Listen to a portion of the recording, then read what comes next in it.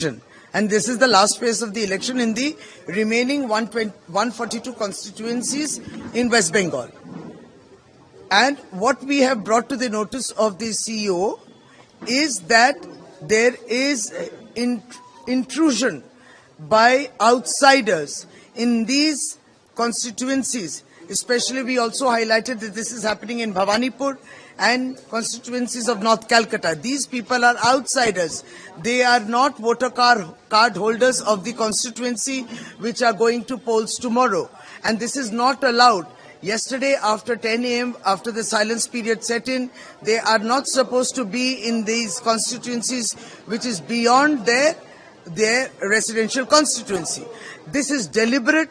This is intentional. We brought it to the attention of the CEO that these Bohiragatos, who will, with an intent, there is a devious intent, there is an intent to create trouble tomorrow. People are very alert, of course, but also very scared of the situation when they see such outsiders. So the polling in the booth should be peaceful. But is this the right direction? So the CEO has to look into the matter. The other matter is that today, throughout, since yesterday and today, constantly TMC active workers have been targeted and they have been continuously harassed and called to the respective local police stations. When asked why, when there is no precedence, they are not criminals. When it's been asked as to why they've been called, they say that these are orders from above from the police observers. So these are all arbitrary verbal orders. There are no written orders, and this is totally undemocratic, and this is a continuous harassment of the Trinamool Congress polling agents and the workers. So this also has to be looked into. We told the CEO about it. And of course, they are entering into the houses.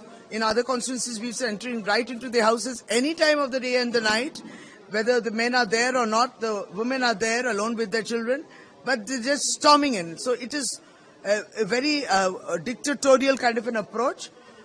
We have mentioned that steps have been taken and have to be taken, and also instances of plenty of recovery of cash from BJP Karyakarta and BJP leaders. So what has happened? The cash and the gold which has been recovered from them, some are fleeing from after being caught, some are running away, this, that. But what is being done and what stringent measures are being taken? It has to be more stringent. You cannot allow Bohiragatas outside. It is becoming very prominent that those who do not belong to these constituencies are entering these constituencies. So we will be keeping an eye, of course, on the booth. But is it to create a law and order situation that these people are being allowed? They cannot be allowed in, and very strict steps have to be taken.